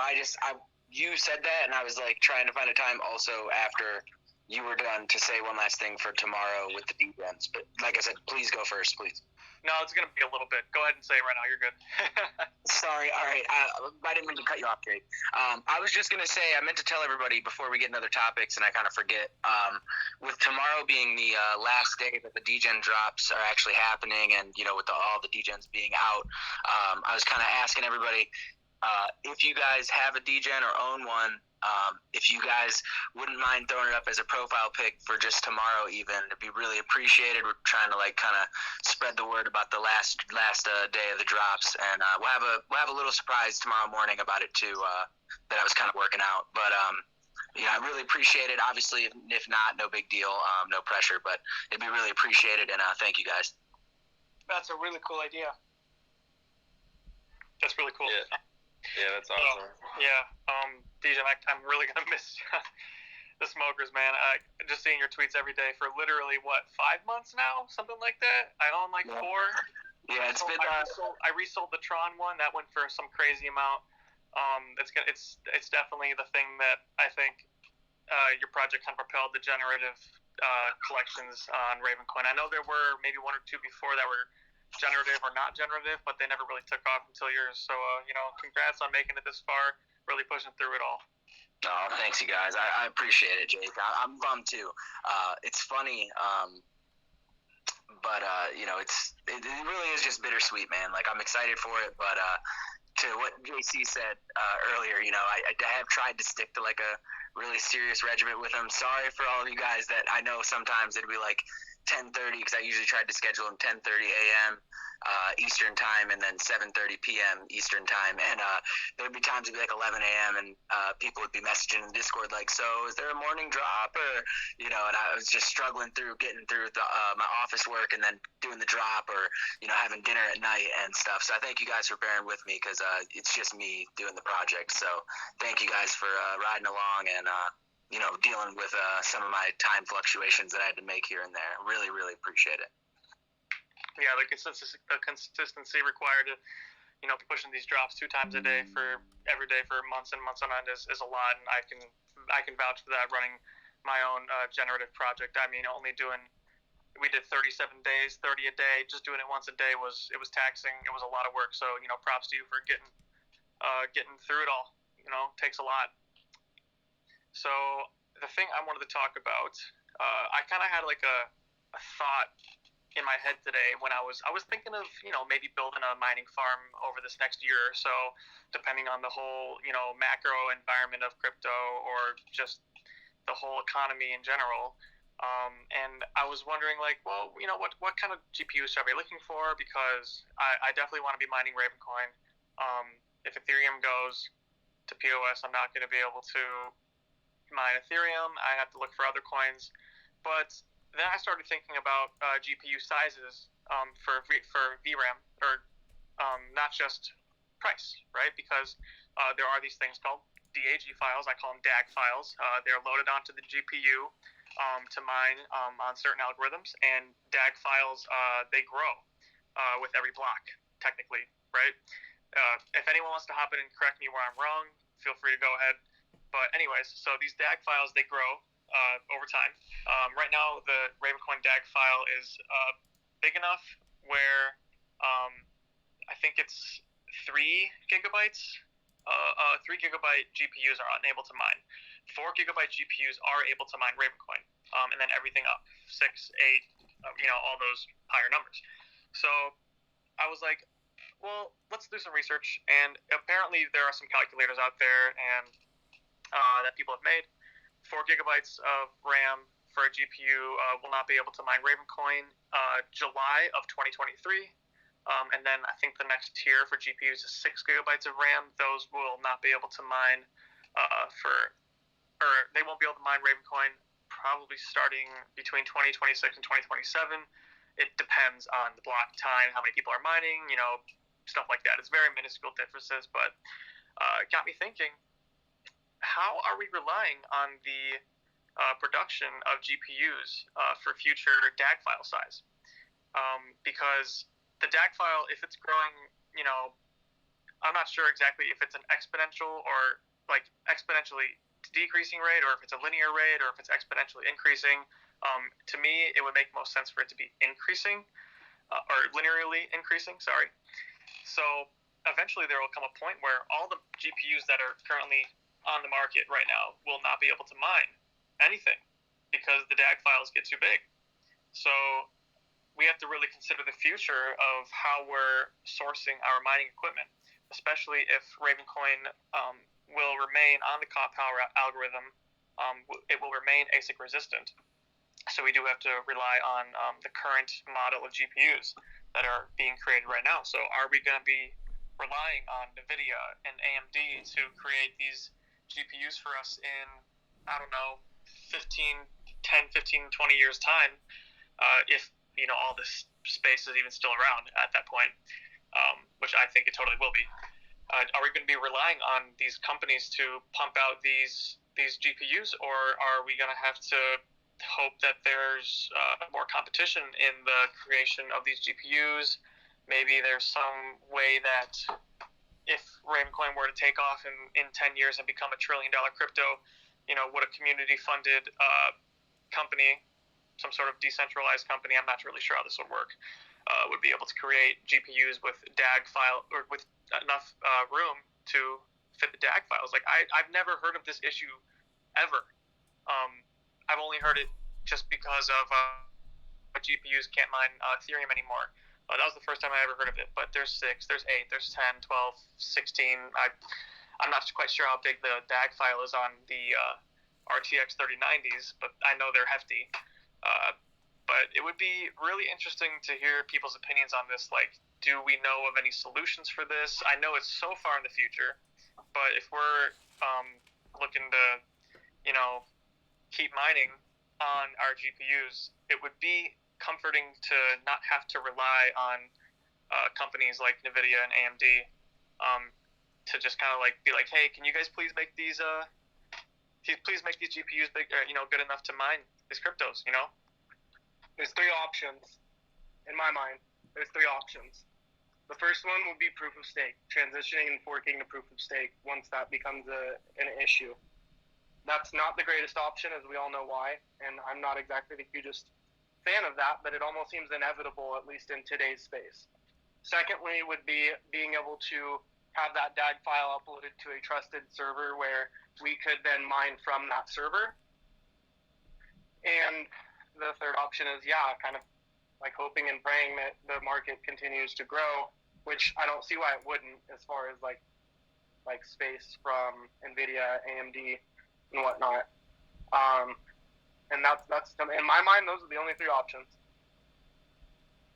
Yeah, that makes sense. I like the idea of a DAG file being uploaded to a server like that. I don't know how that would work, but it makes sense to a degree. Yeah, it's not done yet. It's very conceptual. The DAG is going to grow no matter what, and the DAG grows with transactions, with adoption. So if you look at something like Ethereum, they just went over basically the 4 gig cards just got phased out this past year. So yeah. As far as that DAG growing, it grows with every transaction. The more wallets, the more adoption we get, the bigger it's going to grow. But you don't have to worry about GPUs not being able to mine Ethereum, because basically anything that's 4 gig was already irrelevant and cheap as it is. All of the newer cards are minimum 8.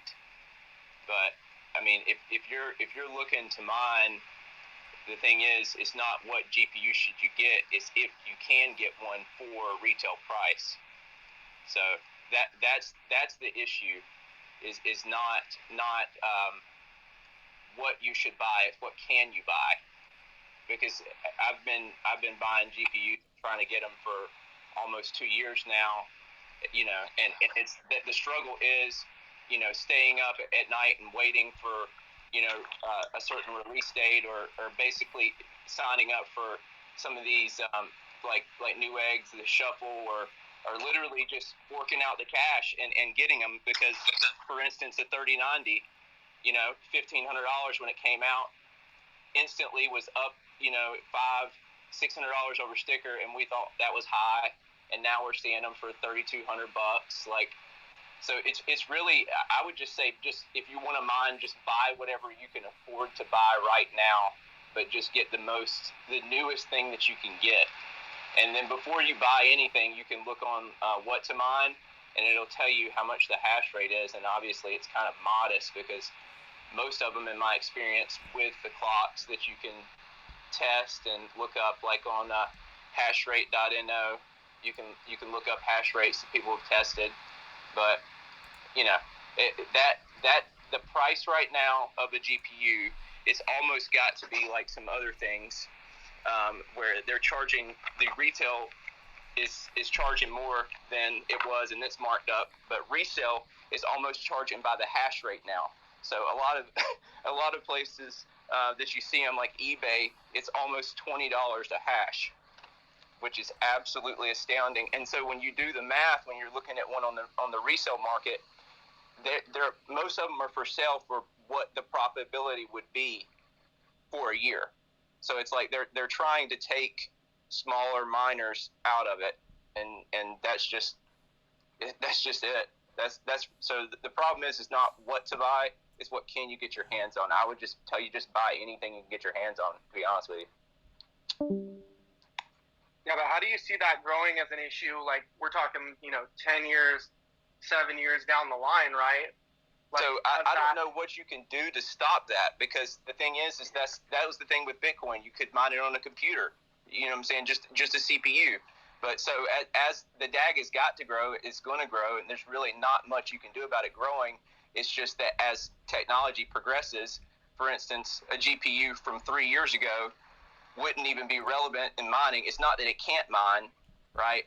It's that it's not, the speed is irrelevant, but the speed of what is mining on your GPU, you're really just running it over your RAM. How fast is your RAM? New stuff is GDDR6. So the rate of increase from like TSMC and Samsung, it's not NVIDIA, it's not in AMD, it's who they're purchasing their RAM from to go onto their silicon, right? So it's how fast is the RAM, because for instance, I started with a 2080 Super GDDR5, and it's at 34 mega hash right now on Ethereum, and it's hitting 18 right now on CalPal. Yeah, it's 18 right now on CalPal, and it was $750. And then right after that, 30 series comes out, and the 3060, it's hitting 50 mega hash, and it was $500. So, I don't know. Really, it's just going to keep growing, and things are going to keep getting faster, but it's going to get to the point where you're not going to be able to mine with GPUs, and that's just it in itself. Yeah, you definitely sound like you know what you're talking about. So I appreciate you hopping in here. I actually saw you down in the list of people. I'm like, I wonder if he'll hop in and talking on this issue. I only mine with I bought my gaming laptop a year ago, looking for streaming, a good streaming computer while gaming. And I just kind of was like, oh, wow, I can mine with this thing, and now it's the only thing I do with it. So I got a 2060 Max Q. It gets me like 14 hash on a good day, making sure I keep it at like 50 degrees Celsius. It's sitting on my basement floor with the fan blowing on it. I know it's not good for the computer, but it's all I can really get, and it's all I can afford. Because I didn't plan to really get into this space as much as I am in it right now. So, yeah, your statement about GPUs eventually being unable to mine in general. You talked about sorry, I'm blanking on the words right here. You kind of talked about how things are always getting faster, getting better. So do you think eventually we can kind of trust that the acceleration of technology is going to allow better GPUs? That's Moore's law, right? So things have gotten exponentially faster in general. I mean, this when I started building my computer, just my regular computer, DDR4 at like a 3600 speed was like the norm, and so then you're seeing like 4000 coming out, and so it starts at 2666, and so double that, it's DDR5. So now we're seeing DDR5 hit the market.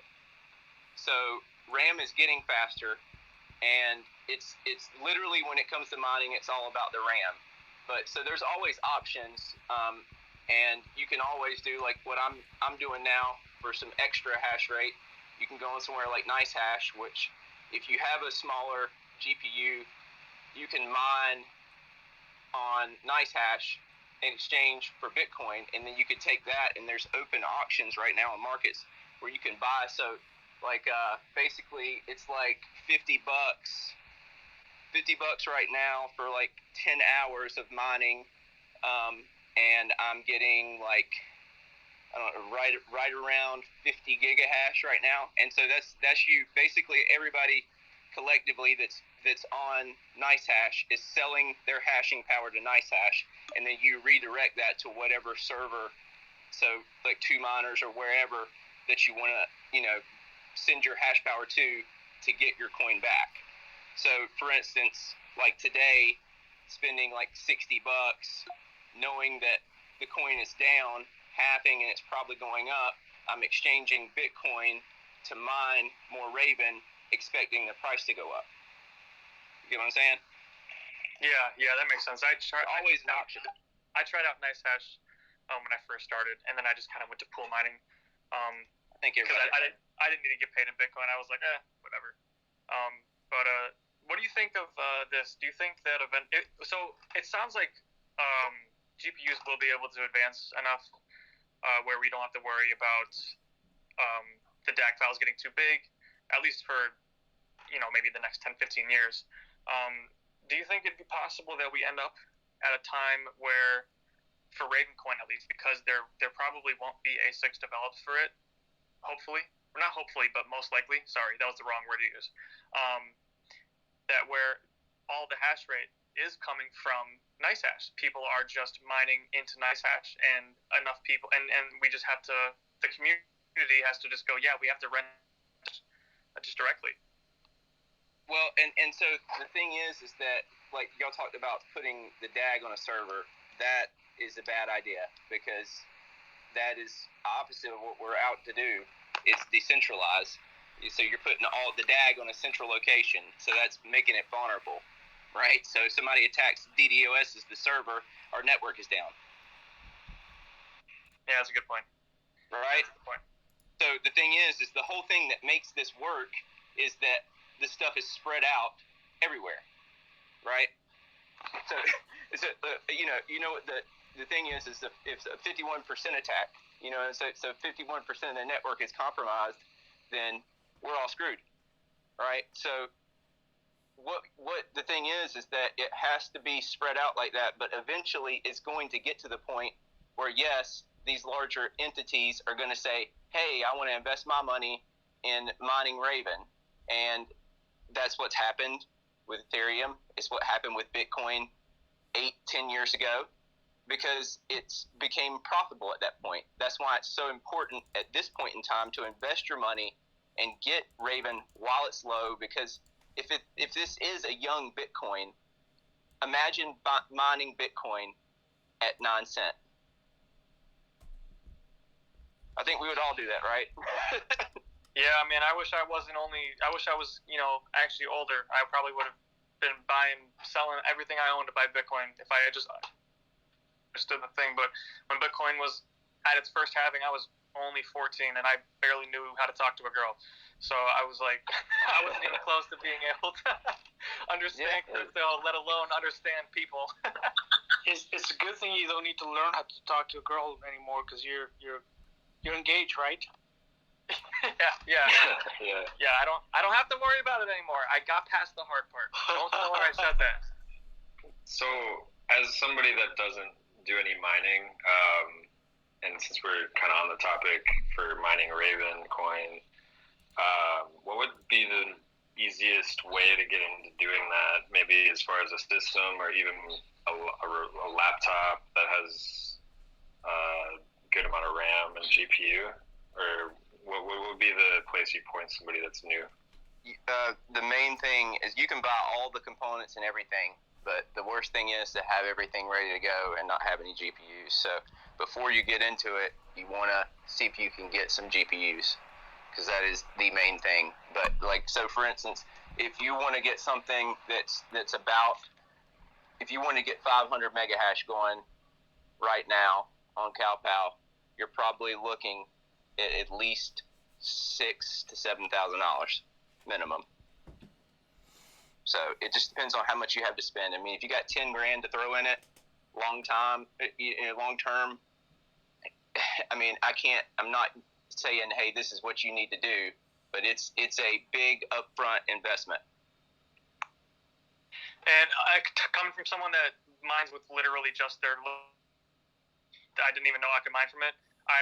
If you want to upgrade your computer, your laptop, and you're going to be using your laptop and you want to mine on and off, you could do that too. Just get a better computer, sell your old one, so recoup some money a little bit. But that's some way to just, it's a lot lower cost. Like you could get a really nice gaming laptop for $2,000, as long as you keep it healthy, right? Keep the temperatures low when you're mining, and keeping dust out of it and stuff. That's what I've been told by a lot of people, because I know some people frown upon gaming with a laptop, and I totally get that. And my thing still runs really good because I've been trying to keep really good care of it.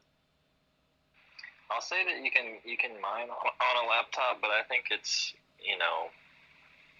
much better to get a desktop computer or 100% build a mining rig. I mean, with airflow and everything else. Like I have a 2070 Super in my laptop, so I can play any game I want, and I can mine pretty good. But the temperatures do get much hotter, and you can do things like blocking the voltage and things like that in the laptop so that you can mine pretty steadily. It'll mine ETH, not that bad, but CowPow's pretty hot in the laptop too. But I think the thing is, like, you can buy a desktop computer and that has a decent graphics card, a 3070 or a 3080 or a 3060 Ti or something, and essentially just mine with that if you're trying to do it casually, and that computer will pay for itself eventually. So it depends what you mine, but that's the whole thought process, that anything that you're spending, it should pay for itself eventually. You are going to return on your investment, and then you should make money if you can basically maintain your hardware. So I started with a regular computer and broke it down and made it a rig eventually, so you don't have to go all in. And eventually it's just kind of like the 3 cards pay for the 4th card, the 4 cards pay for the 5th card, the 5 cards pay for the 6th card. So if you run it like a business like that, it should make sense, and you're not going all in. Yeah, that's awesome. Is there like a website or any like resources you'd point me to as well? Like yeah, you can DM me, and I can send you a bunch of tweets that I've put out lately about kind of like the statistics and kind of what you look at to spend for different things and what your return on investment, how long it's going to take and stuff like that. I can send you some tweets that I've put out. It'll help a little bit right away. Awesome. Yeah, I just followed you. Hey, Humble wants to say something. Hey, real quick, I just wanted to say, Hype Man is spot on. Like, do your research, run it like a business. Some of the best resources out there is like Crypto Chris Walken Discord.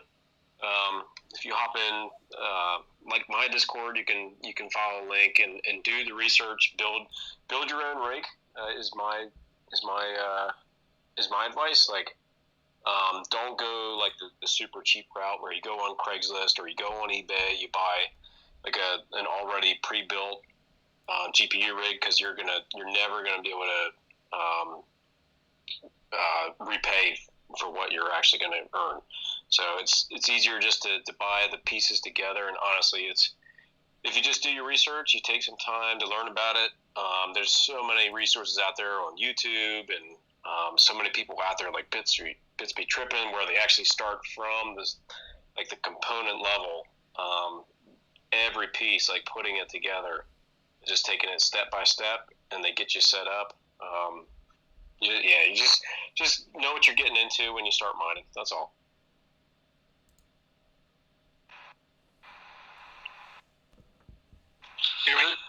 Yay, Xander, share your knowledge. Yeah. Hey guys, Xander Coin Mining. Yeah, I just wanted to chime in on that. Basically, just like Hype Man was saying, I mean, I started out the same exact way. I started out with a desktop and then broke it down and made a rig out of it. Actually, I was able to make a 4 GPU rig because it had 4 PCIe slots in it. It was an HP, I remember. An HP Pavilion, I believe it was.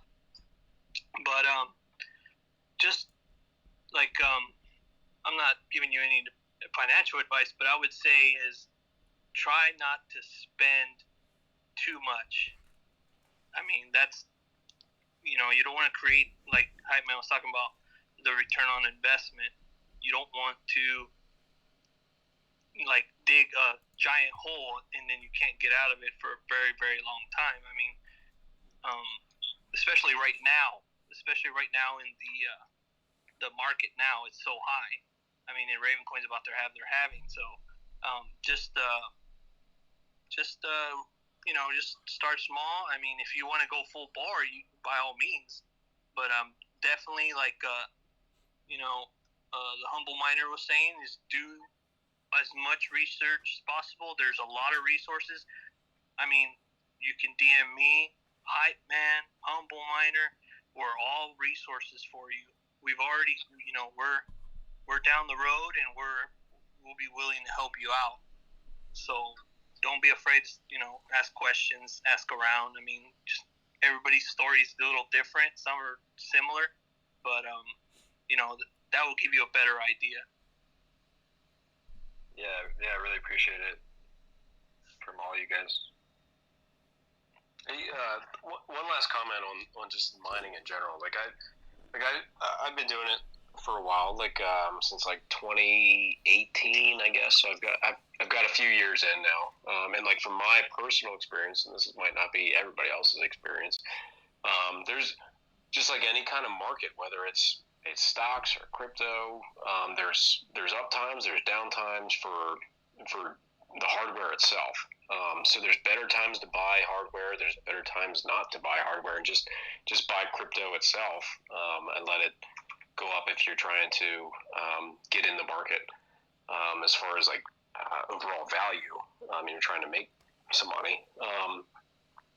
But I think that's just important to just take into account and just kind of get an overall perspective of where it's at in the market, because obviously right now there's a lot of issues with transportation as far as getting equipment from here to there across the globe, and it's obviously taken an effect on GPUs. But just I forget who was talking about it, but it might have been Hype Man, when we talk about just getting into the market itself, is talking about dollar cost averaging into equipment. There's better times to buy a GPU. Sometimes you don't want to put all your eggs in one basket at one point. You might want to just buy one GPU. Price goes down, and you got some cash on the side. You buy another GPU, and then you're averaging a little better too. And it depends on the coin you're mining too. So that's it. Right. Yeah, it makes sense. And since I'm familiar with the whole real estate and construction space, this really makes sense. The cash flow kind of model, but yeah. Cool, guys. Thank you. That was a great conversation. I appreciate Caleb, you asking, and everybody else weighing in. Blockchain John, what's the update, man? The update is, it looks like we're at a dead end. It looks like no one else wants it. There's currently only 10 people that have the Ravencoin Torch, and it's currently sitting with Mongoose Pirate. If you want to get on the Ravencoin Torch, you got to be part of the Discord channel. That way we can keep track of where the Ravencoin Torch is going. Currently, it is sitting in Kansas, USA. So if you want to be part of that, you got to jump into the Ravencoin Torch channel. Drop your address, your Ravencoin Aware address, and you can have yourself an awesome Ravencoin Torch. Obviously, the way the game is played, you keep one Ravencoin Torch and you distribute the rest of them, all of them, the rest of them, to someone else that you trust. And this is more of a trust your Ravenite companion to play the game continuously without keeping all the Ravencoin torches. So far we've been able to send it over to 10 people, and it's been across several states already. I want to keep it going, but I'm going to be wrapping up this particular I guess recording that I've been doing of the Ravencoin Torch. But I will, for you guys out there, if you guys want to keep track of the halvening, I'm going to be live streaming on Twitch the Ravencoin halvening ticker, the countdown. So, and that's coming up in about 11 hours and 45 minutes, I think it is. Let's double check that here. 11 hours and 33 minutes. Oh my goodness. And I don't know about you guys, but I think I will wake up in early morning just so I can be part of that historic moment. So I'll see you guys then. Cool, John. Thank you. Appreciate the update. We'll keep looking at your Discord channel, and I want to be the last person receiving the torch. How do I make that happen? That's part of the whole wild game, is that it's out there. It's whoever it goes to. I can't make any promises or anything. It is what it is. You know. Okay. I wanted to say I see a familiar face down here, Wahid. We haven't seen you in a while. It's good to see you here. And DGen, we started. I noticed Sunny switched her profile picture already to a DGen smoker, and so did I. I'm gonna tweet about it here in a little bit. But yeah, do you want to tell everybody again, DGen, since maybe some new people joined in? Yeah, I saw that. Thank you guys, I appreciate it. What everybody's kind of doing right now is if you own a DGen and you have one, we're kind of asking everybody if you would tomorrow. Not only is it the first ever halving of Ravencoin, but it's the last day for any DGen smoker drops, so they will be coming to an end. So make sure you go check them out.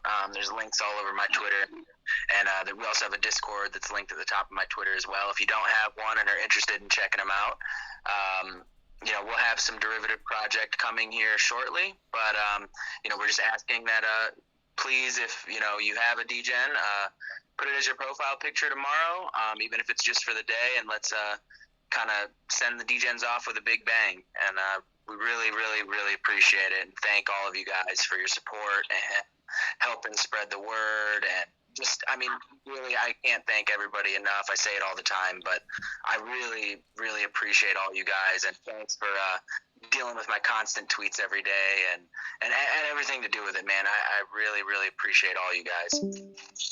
Awesome.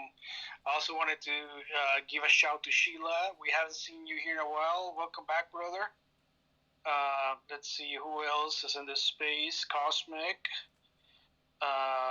Let's see. And then we have a few people down the bottom. So I think we're going to start wrapping it up in part. Oh, Cumin Arts is here. In part, we want to start wrapping it up because there's another space being held by another member of the Ravencoin community,